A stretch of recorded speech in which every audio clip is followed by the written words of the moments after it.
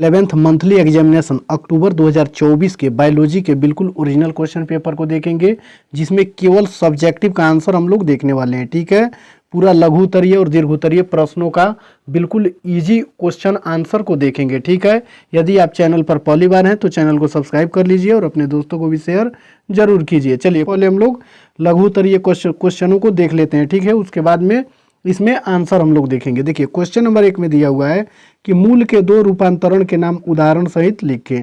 फिर 2 number question में पूछा हुआ है कि सरीसृप वर्ग के 2 मौलिक लक्षण लिखें। 3 नंबर क्वेश्चन में है कि कॉन्ड्रिथिस तथा ऑस्टिकथिस में 2 अंतर बताएं। और 4 नंबर क्वेश्चन में है सवाल के मुख्य प्रकारों के नाम लिखें। 5 नंबर में अरीय समिति को उदाहरण सहित समझाएं।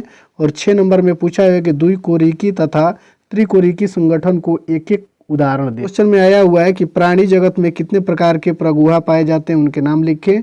8 नंबर में है कुटगुहा तथा सत्यगुहा के उदाहरण लिखें। और 9 नंबर में पूछा है वर्टिवेट्रा से आप क्या समझते हैं। और 10 नंबर में है अग्नैथोस्टोमेटा तथा नैथोस्टोमेटा में अंतर स्पष्ट करें। ठीक है, ये तो लघु उत्तरीय क्वेश्चन हुआ, इसमें से केवल आपको 5 ही क्वेश्चन का आंसर देना है। और ये हुआ दीर्घ उत्तरीय क्वेश्चन। दीर्घ उत्तरीय क्वेश्चन में 11 नंबर में पूछा हुआ है मूसला मूल मंत्र का नामांकित चित्र बनाएं, तो इसका आंसर इस वीडियो में हम नहीं दिए हैं। क्वेश्चन नंबर 12 का है स्तनधारी वर्ग के 5 मौलिक गुण को लिखे, इसका आंसर आपको मिल जाएगा। फिर 13 नंबर क्वेश्चन में है समिति के प्रकार का उपयुक्त उदाहरण द्वारा वर्णन करें, इसका भी उत्तर आपको इस वीडियो में मिलेगा। 14 नंबर क्वेश्चन में है जिम्नोस्पर्म तथा एंजियोस्पर्म के बीच अंतर स्पष्ट करें, तो इसका भी आंसर आपको मिल जाएगा। ठीक है, ये चित्र बनाना है, इसका आंसर नहीं दिए हैं। तो चलिए अब हम लोग उत्तर को देखेंगे। क्वेश्चन आंसर है यानी लघु उत्तरीय, और इसमें क्वेश्चन नंबर 1 का आंसर हम लोग देखेंगे कि सलजम और चुकंदर जो हैं फ्यूसिफॉर्म मुख्य जड़ बीच में फूली हुई होती हैं और दोनों सिरों पर पतली होती जाती हैं। उदाहरणार्थ मूली, यानी उदाहरण के रूप में आप मूली लिख सकते हैं। और कंदिए, इसका जड़ कोई निश्चित आकार का नहीं होता है। क्वेश्चन नंबर 1 का आंसर है।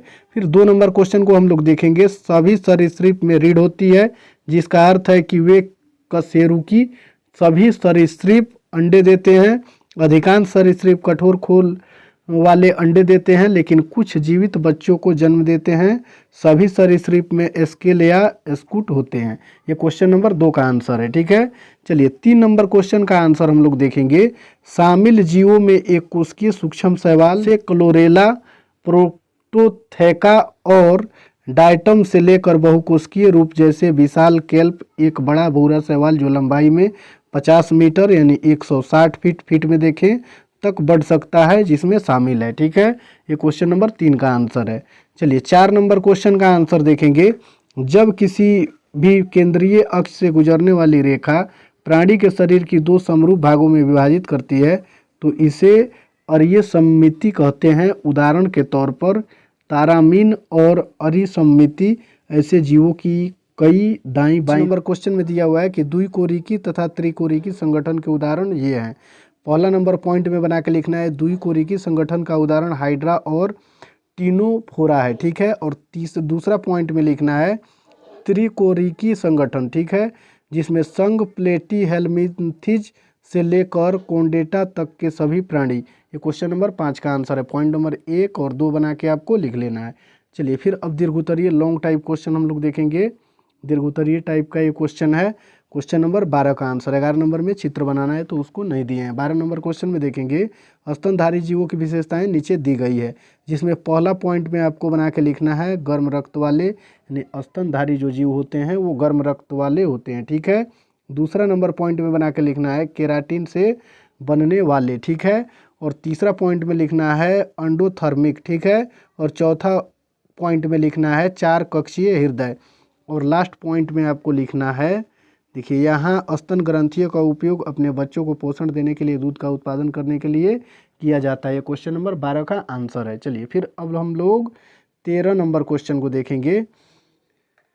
अब 13 नंबर क्वेश्चन का आंसर हम लोग देखेंगे। उदाहरण के लिए एक सप्तभुज में 7 कोण होते हैं, जिनमें से प्रत्येक में एक विकर्ण सममित रेखा होती है। ठीक है, जबकि एक षटभुज में एक क्षैतिज सममित रेखा और एक ऊर्ध्वाधर सममित रेखा और 4 विकर्ण सममित रेखाएं होती है। इसलिए आकृति के आधार पर सममित रेखाएं विभिन्न प्रकार की होती हैं। क्वेश्चन नंबर 13 का आंसर है।